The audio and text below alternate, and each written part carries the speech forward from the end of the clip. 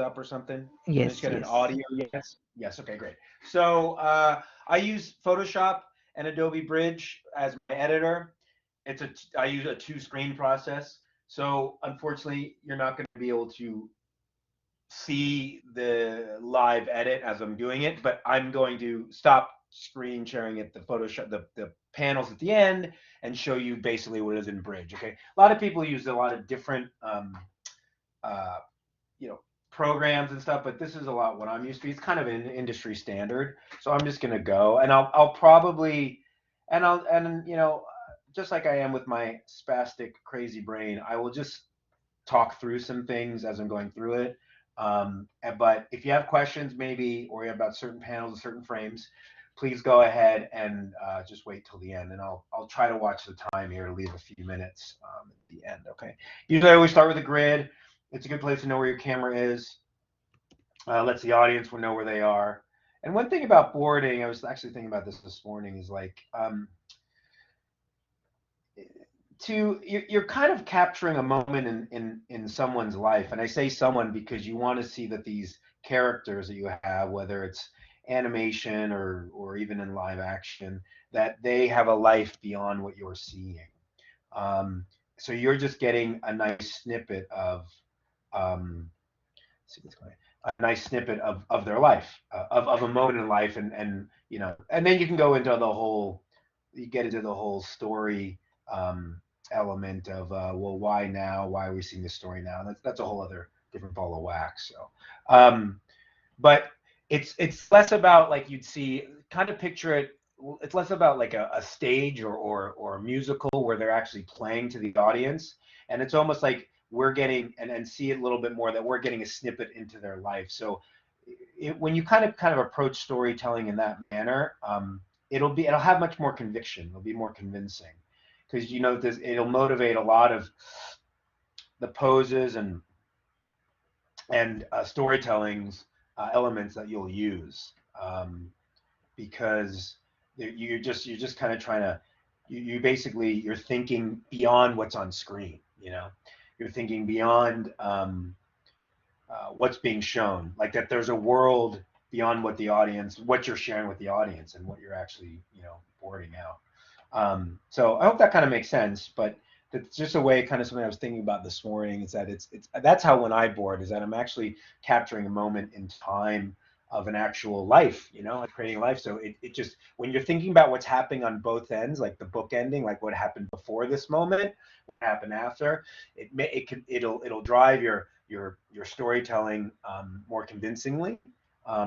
You will you'll be able to access different areas of your brain to help tell the story, because you're not just trying to be like, well, I'm going to tell a story, this guy goes to the store and buys milk and comes home. Well, what happened before that guy went and bought milk? Was he in a car accident? Did he just propose to his partner? What's going to happen after? So thinking about those things really kind of motivates all your elements that you're going to be using with telling the story. Okay, so just something, kind of just a philosophy thing. So I just kind of have just like this gorilla sitting in the jungle. All right. If you see I'm very sketchy, usually I will, let's go ahead. I'll blur out the foreground elements, right? And then I want to make it feel like he's really kind of in the jungle here.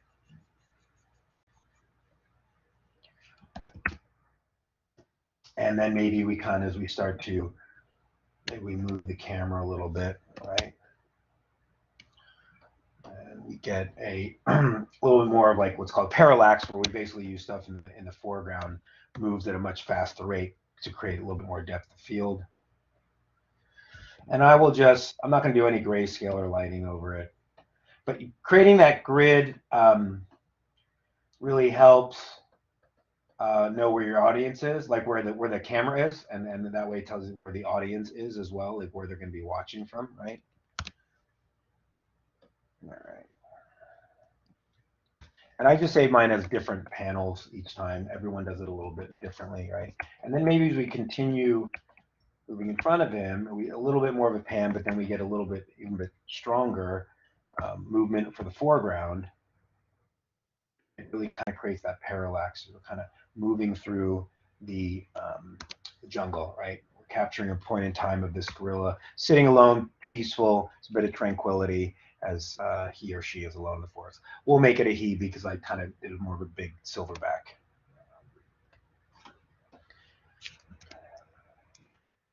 And then for me, you'll see I'm kind of switching into different applications. You won't see this, but we'll go with with Bridge and actually kind of click through and make sure everything's kind of working. Right. And then a lot of times also, like, you'll keyframe things out, and then you'll string them together. Now for me, I visually, mentally block out, get the general blocking in my head ahead of time. And then I just go ahead and board straight ahead. It's good and bad, because I've mentally blocked it out ahead of time. I kind of know I have a path that I'm on, and that way I really can string my shots together, so I rarely miss anything. It'll play, that scene will play. However, quite often I will come up with new ideas as I'm boarding it out, and it can kind of create more of a longer process. And sometimes I can go down a rabbit hole, go off tangent if I haven't really stayed true to my tent poles, my key frames of what that scene is, right? So maybe there's something here where I start to think about, well, if we're kind of tracking with it, we're observing this gorilla in this peaceful moment, and then we're in on them. Maybe we cut in, so that's like kind of our basic establishing shot. We're kind of behind him here, kind of caught up to where he is. And now I've kind of, if you kind of picture it, I've kind of dollied and hinged around him, and now I'm right up on him, let's say.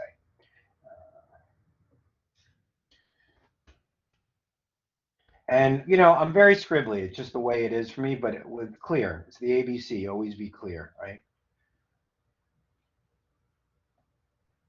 So if I kind of set up this idea of, let's think we're tracking with him, and we can actually, like, we're that nice opening tracking shot, and we're actually like, the camera is another character. So maybe we have the idea that something's watching him, right? That's a setup of that, where maybe as we're now up behind him,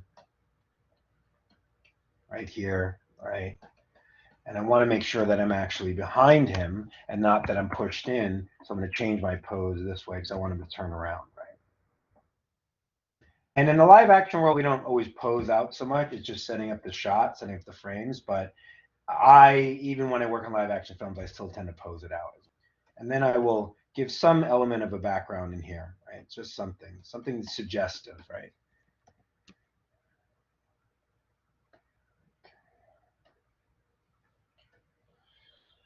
I don't even know if I saved this frame yet. So, and sometimes I'll save over things a few times. I think I actually saved this one already.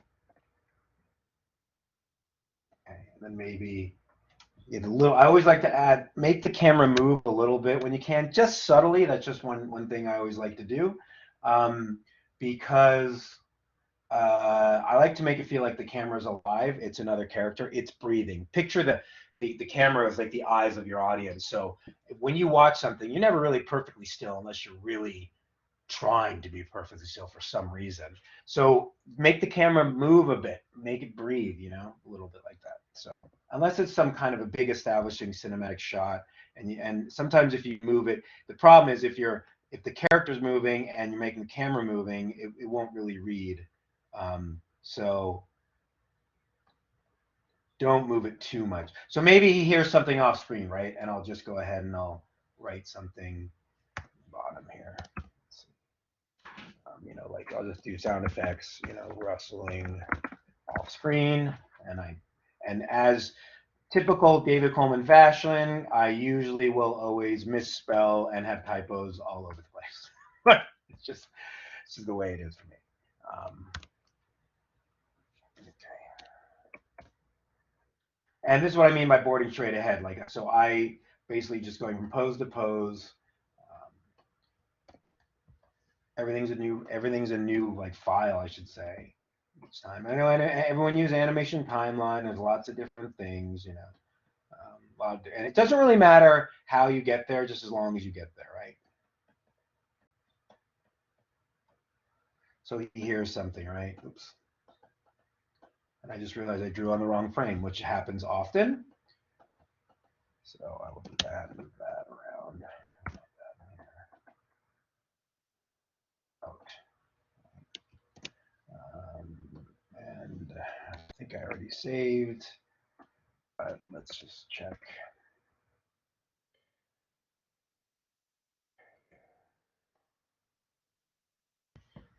Go in there. Sorry, if you're not seeing anything being drawn, because I'm looking at Adobe Bridge at this time. So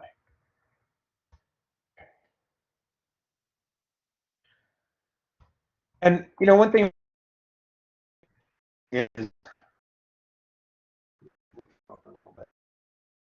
it's about it. Be designed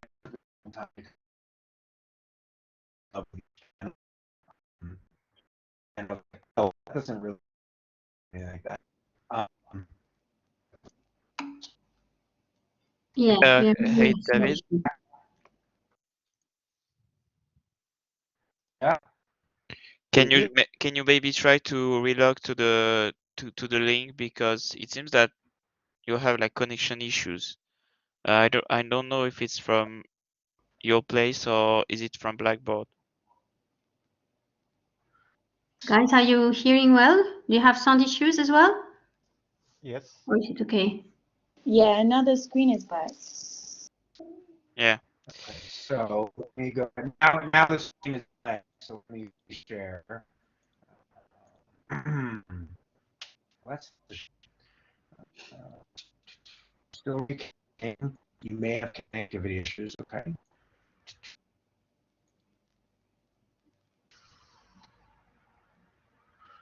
All right, you want me to come back to the link, maybe? Let's try that. No, it's okay. The sound is We're right. back. Can you No, can you it's see not my right. screen It's now? not right. Not yet. We can It's see not the working? screen, but it's more of if your voice is like is cutting every second, so we can't understand what you're saying.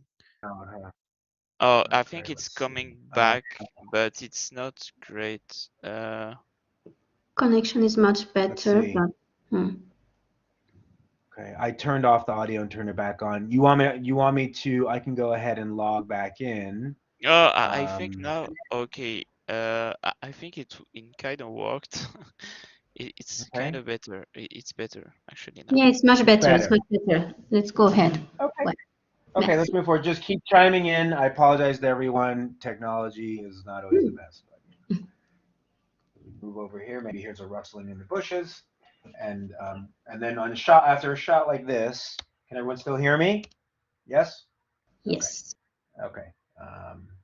And after this, you usually want to get. Oh, whoops. Okay. All right. Are you still there? Yeah. Okay. So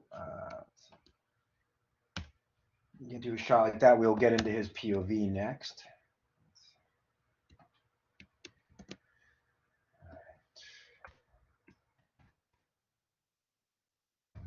And for this, I'll flip the camera around, right? And you can either do what's called a dirty over the shoulder or a clean. You hear that more in live action than animation, dirty. But dirty means that there's a character in the foreground. Clean means it's just a clean shot. It's preference. There's a lot of different reasons for your shot selection.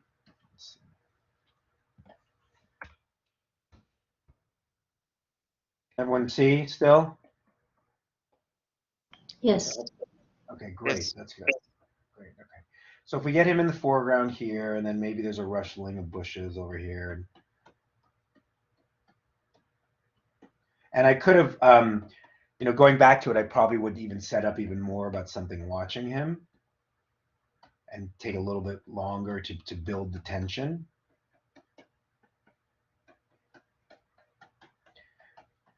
Because now we're kind of in his psyche, right? And you can keep that still.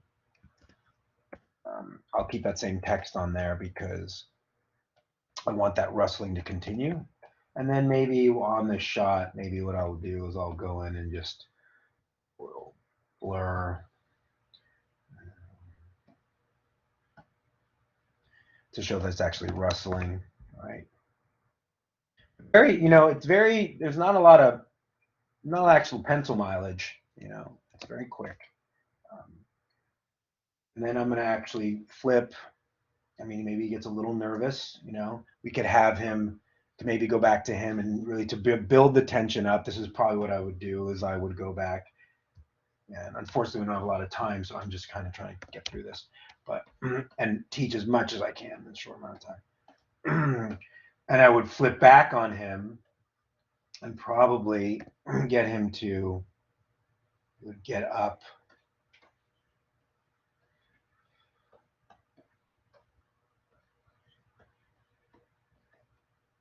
This is why it's important to have your draftsmanship skills up to speed or up to par, like as best as possible, because you don't have to worry about the drawing as much.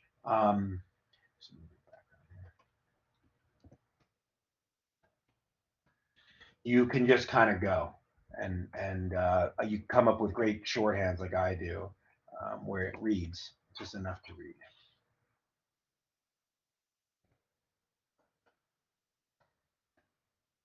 I'm just kind of and making sure what's great with the grid wherever your camera is, it just reinforce that angle with either background elements or how the character's standing, right? So here is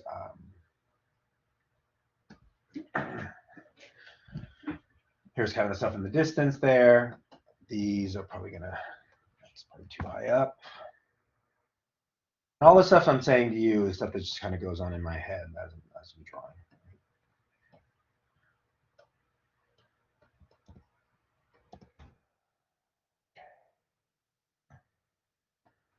Probably I might even go back in and actually start him a little closer because we had such an extreme close-up on him to begin with. So maybe kind of you really feel him kind of stand up. I'll go back in and maybe lower my grid a bit and kind of raise up with him. More of a flat shot here, slightly flat, a little bit of depth, and then as he. So this is where I kind of will go back and adjust where it's not, because you remember he was sitting, so I kind of want to get the feeling and he's starting to get up. So I bend the arms, drop his head down a little bit. Because now, once again, it goes back to what I'm saying is that I'm actually thinking about what's going on before and after, right? And then the camera will correct and move up with him, slightly higher horizon line. Can everyone still hear me? Yes. Yeah, it's perfect. Great. Yeah. All right, great. Thank you. Thank you. All right.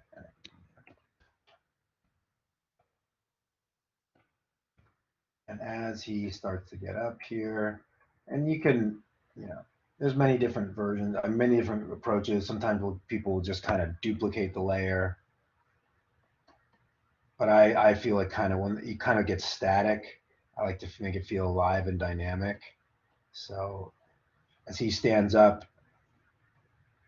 he starts to turn a little bit more towards camera, towards whatever he's looking at. And I would also probably go back after and clean up some of the faces a little bit to get a little bit more expression. But you can kind of start to feel, the basics of his emotion at this point. So let's see. And I'll constantly go back, and as I'm clicking up the screen, checking how it's all playing out. Right now, it seems to be going okay. And I want him to kind of backpedal. I want to build that fear, build the tension a little bit. So I want to draw out whatever point of contention he's coming up upon. I want to really draw out that incident that's about to occur.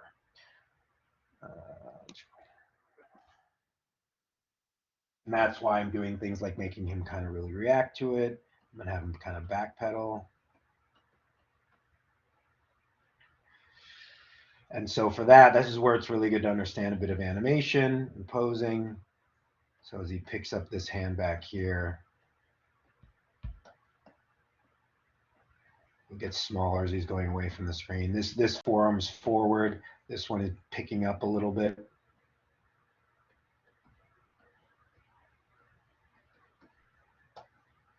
And this is where, once again, is I might push in a little bit on him. So I'll take some of these foreground on a different layer. It's always good to keep it on a different layer. And actually move it slightly. Just slightly, though. Probably drop the grid a little bit more, or actually we'll raise it up as going up with him. Take everything. Kind of a camera correct here, camera shift. Let's see how this works. Okay. And unfortunately, I can't show you both monitors, but I will at the end. You'll see kind of, it's kind of fun actually to see how I'm kind of getting through this all this. All right. I'll let him pull away from the camera probably a little bit more.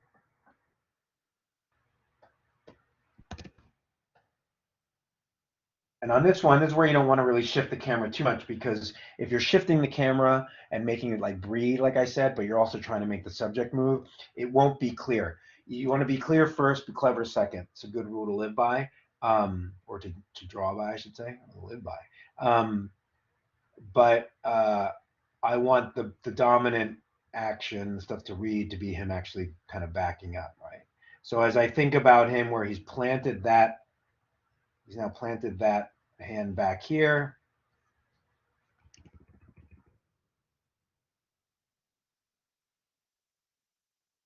And making him smaller.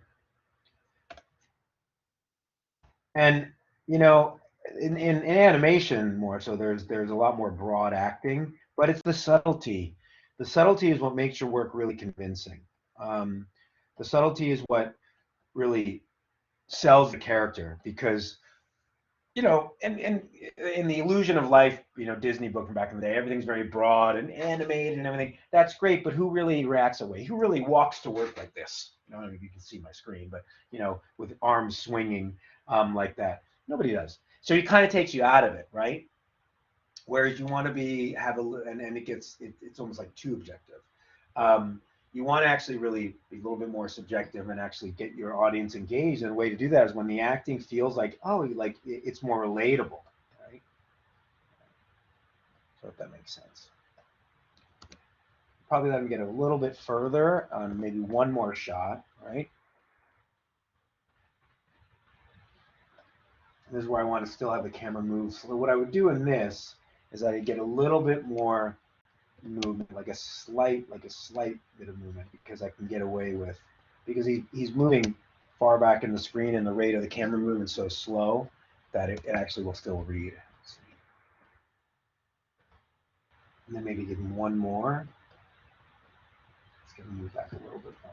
So worked on that acting, whatever medium, whatever discipline you're going to be in, animation, live action, gaming, you know, do cinematics. Really work on getting your acting that feels earnest, right? It feels like, oh yeah, I know, where somebody watches it and they go, I know how it is to sit in a chair like that, you know, or to be, I mean, that's more posing, but to have that feeling like, well, you know, I'm just feeling kind of melancholy today. Something as subtle as that, as opposed to something so tragic. All right. Is everyone still with me? Yeah. Yes. Great. Great. Hopefully no one fell asleep. That's for sure. I'll try to be more anime as we get going. All right.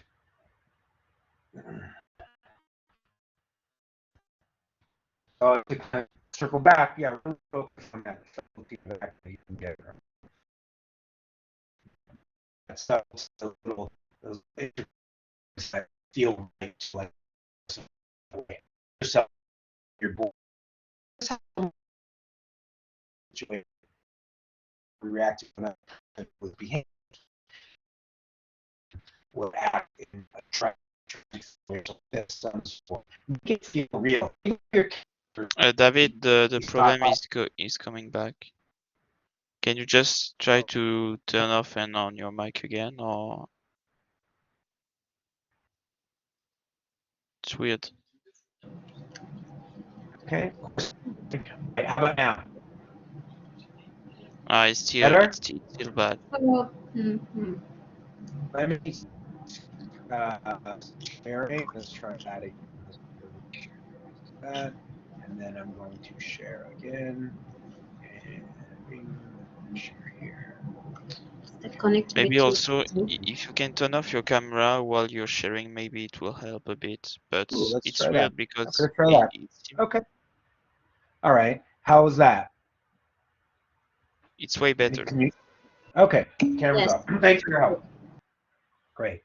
Okay. Thank you for your help. I appreciate it. We're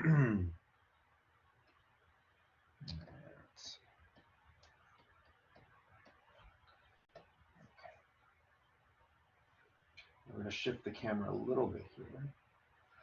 So always ask yourself what I was saying is that even if your character is very stylized and cartoony, what'll make them more relatable is in the acting and the emotions that are portrayed. So ask yourself when you're storyboarding out your scenes, assignments, whatever it is you're working on, ask yourself, is this how someone would react that way?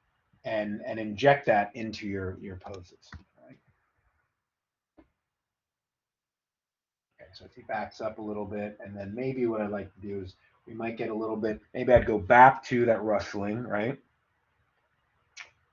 And now he's out, and now I keep it out of the actual shot. Okay.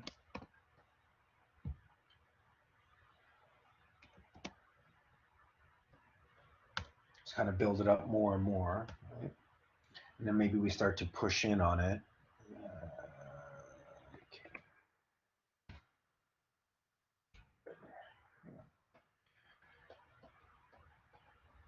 And in this situation, sometimes I would have duplicated the layer, so I wouldn't have to go back and draw over it if I don't want it to make it look like it's rustling. But I'll just leave it rustling for now.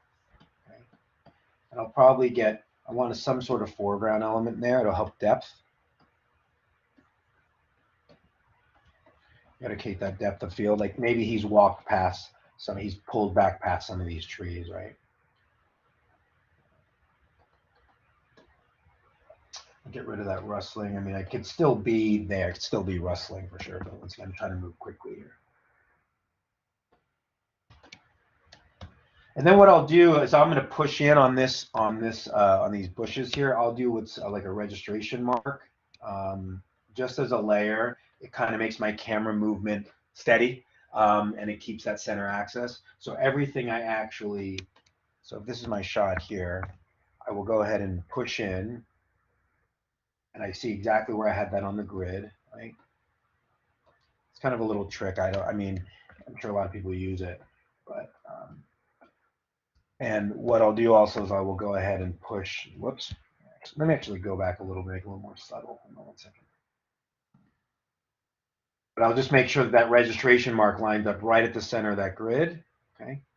Even more, a little bit more subtle, because I want to make the foreground move much greater. So if things are closer to you, it's going to look like a bigger movement. So think about that when you're walking through a bunch of buildings. The doors that are closer to you are going to move past you much quicker than ones that are in the distance. So you need to convey that in your actual boards and your camera movements, okay?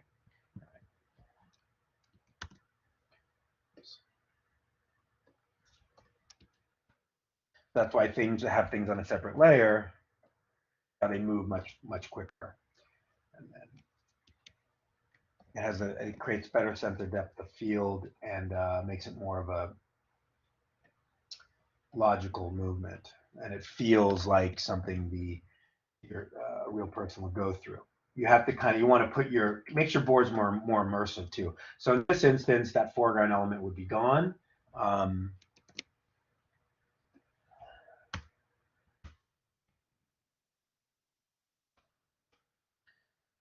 And I'll go back in and move that registration mark. But you see, it keeps it very much a very steady move. I'll go back in, take those registration marks out.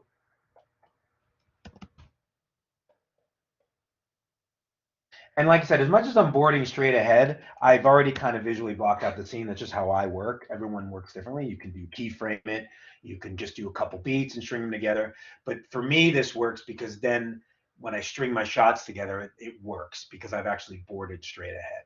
But with the idea that I'm always knowing what beats I have to hit. So this way won't work for you if you don't know where you're going. If you know the journey you're on and you understand where the end point is, then this way could work for you. Okay. Can everyone still hear me? Yes, yes. Yeah. Great. Okay, so I'm going to flip it around and see where we're at. 9:36. Oh boy, I'm not going to get through everything I wanted to get through, but I'm going to have to probably change this up. So bear with me. So maybe if I'm now I'm actually, whoever the intruder is, I'm now with that intruder, let's say.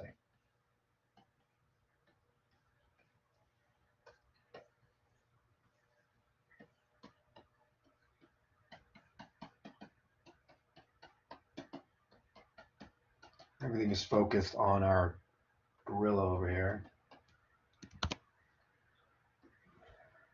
And I will, if we run out of time for questions, I'll stay on for a little bit. That's the time.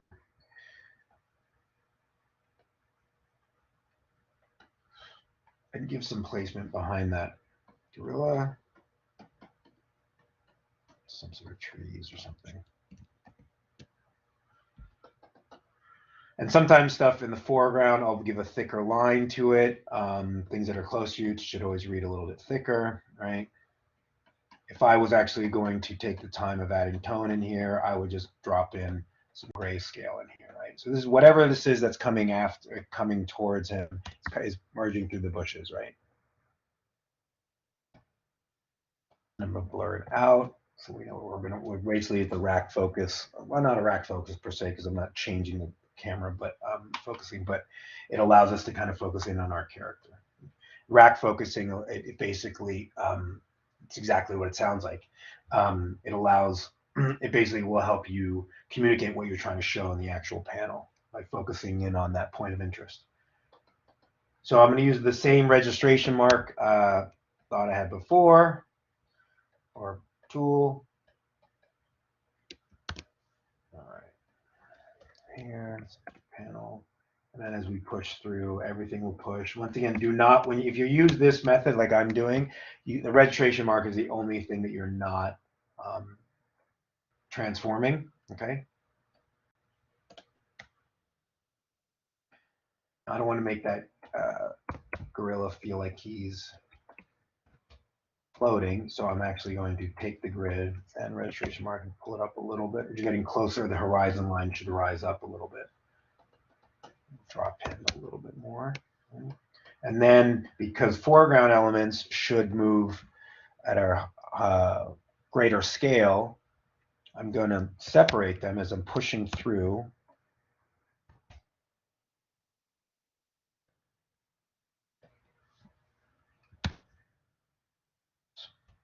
Oops.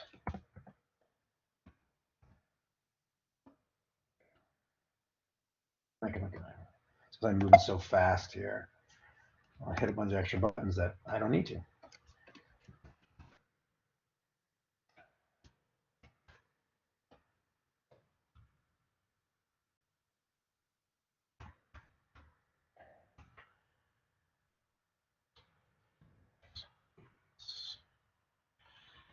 If I get quiet, it's just because I'm trying to get through this for you guys. Everyone still with me? Hope Yes. so. Yes. Great. I mean, you guys could have been dropping off like flies. I have no idea. So hopefully it's keeping some interest for you guys out there. And really, as you're pushing through, the space is going to become, the negative space can become much wider as you're pushing through. So creating that depth of field here, depth perception and stuff that's closer to you, like I said, is going to move at a greater rate of speed past you and separate and become larger much quicker. Yes.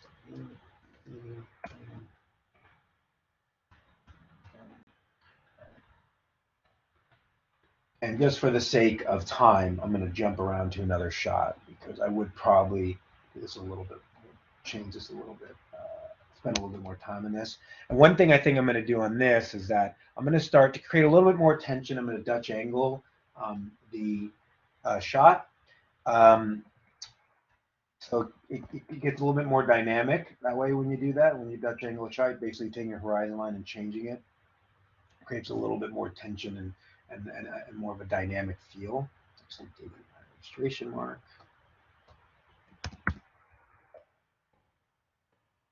Whatever is coming in towards him, I want to make it feel like it is a bit of a threat.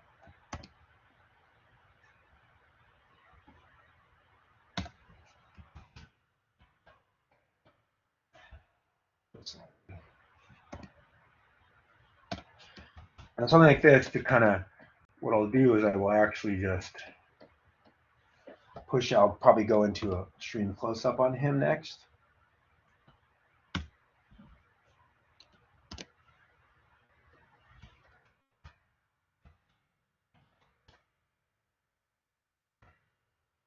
I want to see how scared he is of what's coming at him.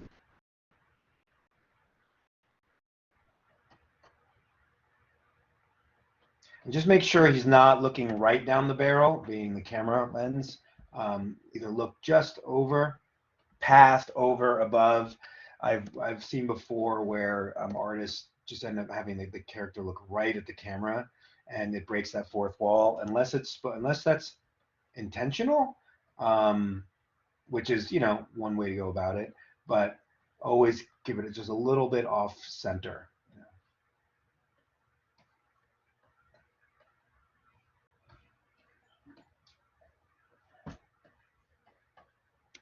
And that right there is enough to see the expression on the face, right? You don't have to do anything beyond that. So, actually, I can already save this panel. And honestly, it's always good to over save. So I will sometimes save things twice, but I'd rather over save than save over something. It's easier to delete a file. So we're pushing it on here, close on here, and then maybe whatever it is, I might go back to that same shot that I had before. And push in much, much further on it. Let's see. And this is where I'm gonna, on my end, I'm just clicking through everything.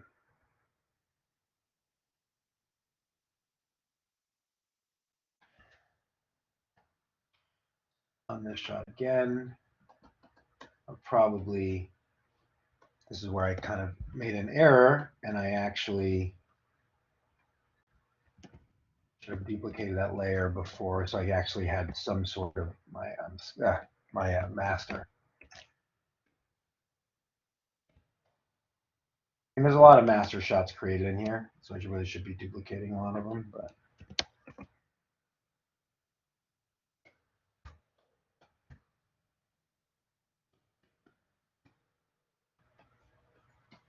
But once again, scribbly, but clear. That's really the key at the end of it. Like, so it's fine if it's scribbly for the sake of being scribbly, but or loose, but as long as it's reading, that's what matters. I'm not going to get to the big button on the scene that I wanted to do. This kind of mislead. So we're here. I'll do the same registration mark. I'll probably at this point would want to, since the other angle is turned a little bit, I'll Dutch angle, but I'll Dutch angle probably the opposite way, creating a little bit more tension. Just a tool to create more tension. On this one, to kind of create even more tension, I will go ahead and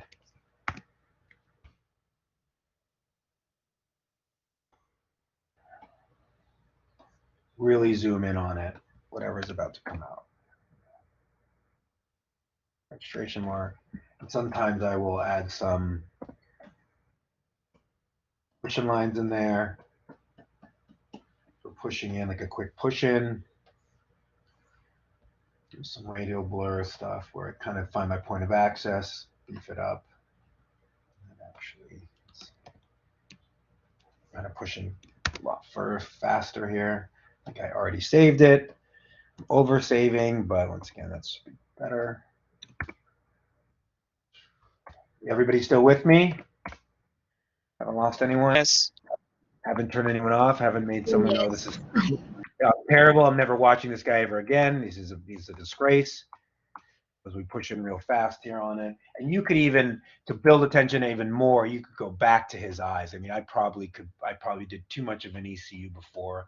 Go back to his eyes, and then whatever it is. And you got to think that there's a music and the drums are beating, and there's like a cacophony of sounds, and then maybe all of a sudden as the thing breaks through, whatever it is. It could definitely use a few more shots, but I'm just trying to, in the interest of time, and then out of nowhere, because we're in his POV, like we're kind of feeling that tension. And that's another thing is as you're clicking through it, when you click through your frames, do you feel that tension?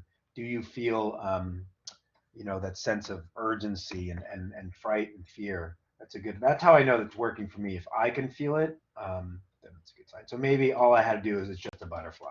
Okay, that's my big reveal there, but I actually had another thing coming up. So, here, there's my registration mark. Here. Oh, whoops.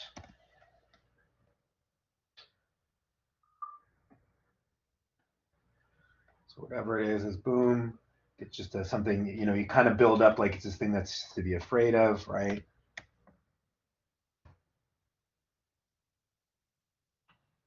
But it's really just a butterfly that's kind of, so you kind of a mislead.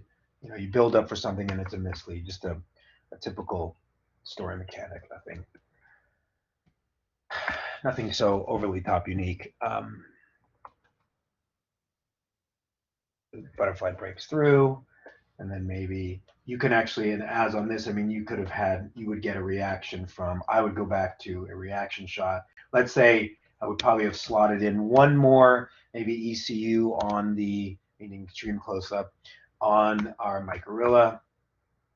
And then I go back and forth, cross cut the different reactions. And then maybe you would get like, you'd want to see you'd want to actually be able to capture what the reactional change would be, what his change in emotion would be as this is happening. So as it's coming out, you don't want to when you cut back to him, you cut back to him with fear. Maybe I could even do a more of a comedy thing where he's actually afraid of the butterfly. I mean, that's one way to go about it.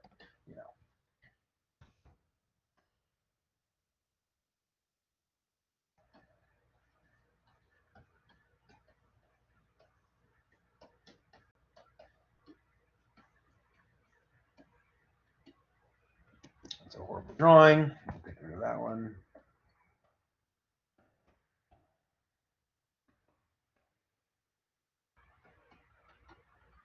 I know we're actually only have 10 minutes left, but I will stay on if you guys want to stay on.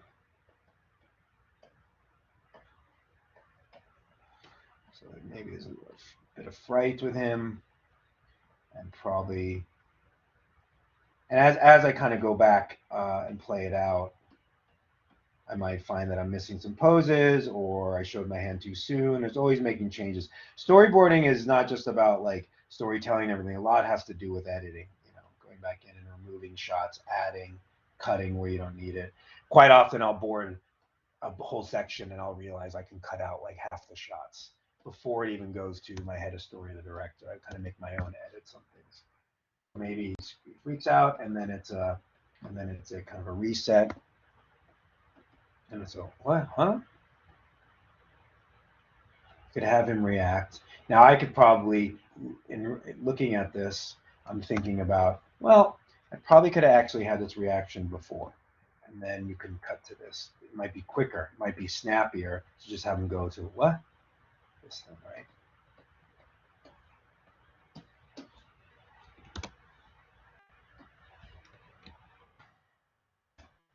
As I'm looking through it, I'm like, maybe it would be actually build up to here, and then we screen it out. Yeah, oh no, I guess that works. That's fine. I just clicked this, and that works. And my thought is that, well, no spoiler alerts here, but I wanted to have him, and then this is where I might just, let's say, okay, here's a good idea. Here's a good thing to pass on to you. Sometimes you run out of time with stuff, like I am here. And that's sometimes where I will pitch the last part in just thumbnail or beat form, maybe. And then my thought is that he's actually just playing with this butterfly.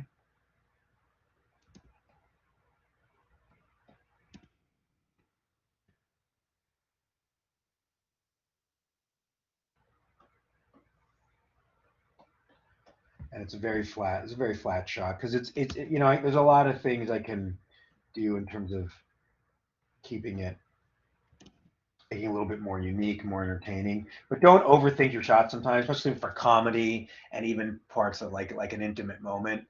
Let the characters and actors, you know, have that staged set in a very simple, clear manner and let them play it out. So for comedy or a romantic or intimate moment, just keep it kind of subtle. Don't do anything, you know, overly artsy, in my opinion.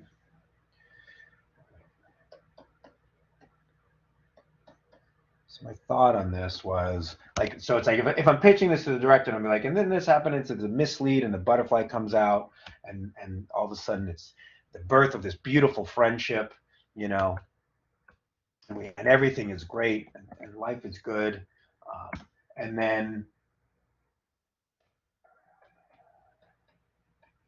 you know, boom, he gets taken out by whatever it is, and then this is, I mean, I'm just having I'll reveal you what it is after. This big hands come in and grab him. Butterfly goes flying, and you can see how scribbly this is, but I'm just, if I'm there to kind of talk through it,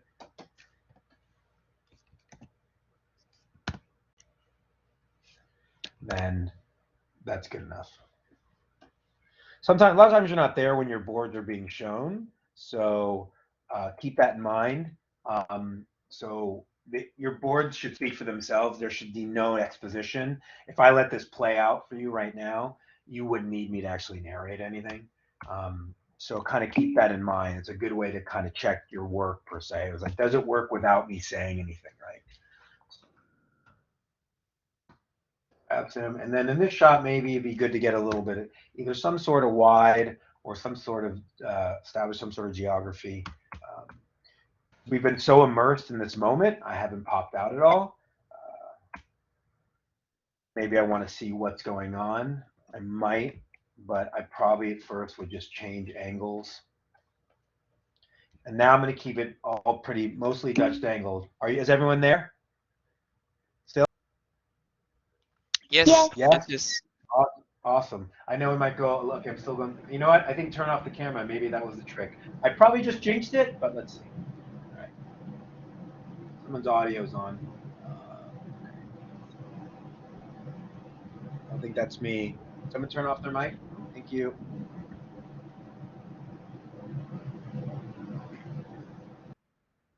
All right. And now I've kind of, my camera's hinged around. We're on our gorilla here. It's really pushed perspective, right? You can see his face, right? It's kind of a little cartoony here. I tend to draw a little bit more real in general. I mean, there's realistic anatomy and stuff, but my stuff is very expressive. Especially with the movies I'm working on as recently, a little bit more realism. But it still reads. So whatever it is that grabs him here, right? You got the arms coming down.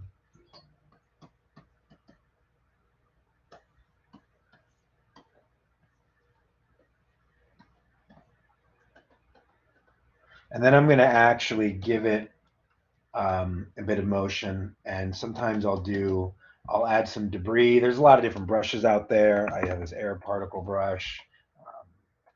I'll go ahead and make an effects layer. And it's just kind of do the stuff in here. And then give a radial blur on it. And then it kind of creates all this motion, right? All right. And this is where you kind of like understanding grids and really helps, especially with moving cameras and stuff. So this would be a little bit more of an action shot. So if maybe this, whatever it is that's picking him up, oops.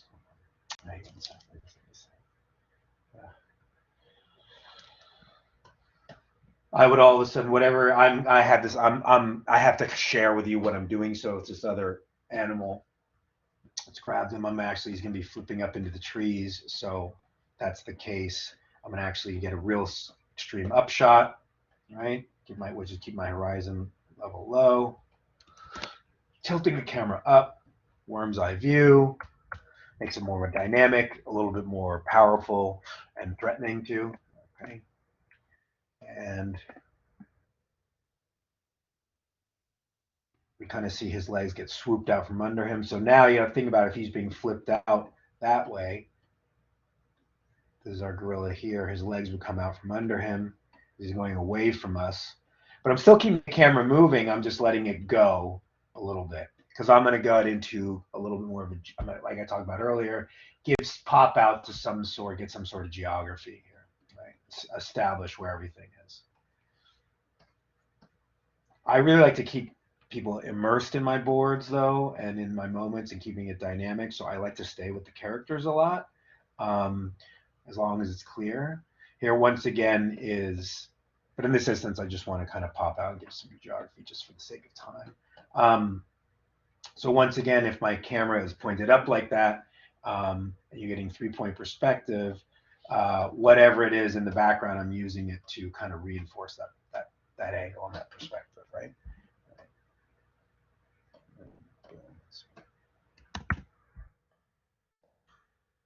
Up, and then maybe maybe there's nothing but fear.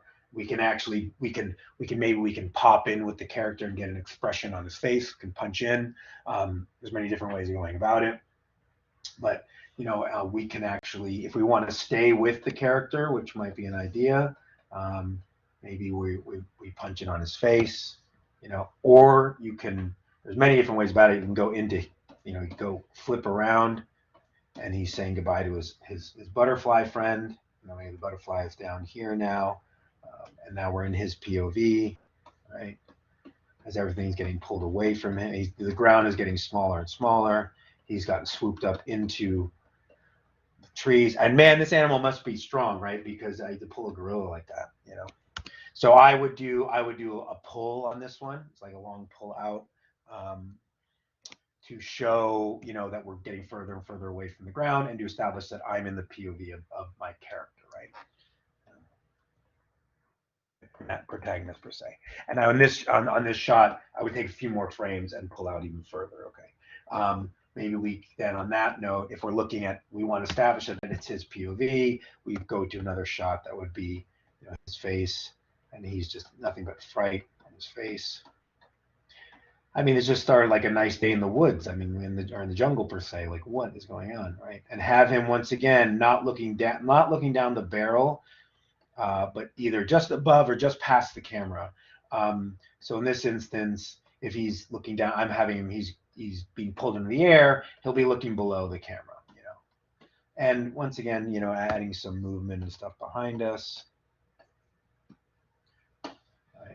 I'm being lazy by not doing the grid right there, but and then maybe we'd have him, let's see, look up. He wants, now he's getting erratic. Everything is kind of come into focus. He realizes what's happening, right? So he's going to start looking around, and then maybe and if I'm still thinking about where the background is, right, you probably would have something like this. I'm just cheating here. Don't do this. And what I mean, don't do this is draw the grid. Not a cheat per se, but draw the grid. I want you guys to always draw the grid. All right. Okay. Okay. I know we're going a little late, but if you guys hang on, I promise I will take some questions. Everyone still enjoying this? Yes. Okay, great, awesome. Okay, cool. If you have to jump and go to dinner or do something We have another class at 7, but I don't know. How do you feel? Okay, well, I'll stop here. So here we go. I'll just gonna stop here. So I would have him probably look up. I would want him to look up. That would be the next shot. Whatever it is he's looking up, and then maybe we kind of see what he's looking at, right? Mm-hmm. All right. Okay. All right. we get some sort of, this is where I would do something kind of cool, like a very cool upshot of his POV, right? And looking down back at him, if it was like these arms, it's like this other gorilla face. This is the dirtiest drawing ever, but this is what happens when you're short on time. It's looking down back at him with like maybe some big smile, I don't know, or an attack or whatever. I mean, we can go many different ways, threatening or not. He's got these arms down on him. You know, it's his brother, right? I know he's a big goofy smile. And then probably what I would do on this one is like, that's when I'd get to a geo shot. When I say geo, some sort of geography. And I'd like to make it more beautiful than I can right now.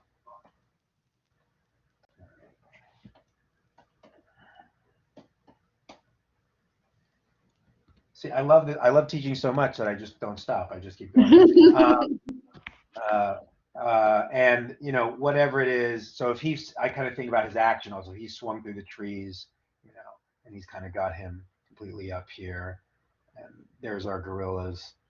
The brothers are swinging through the forest, right?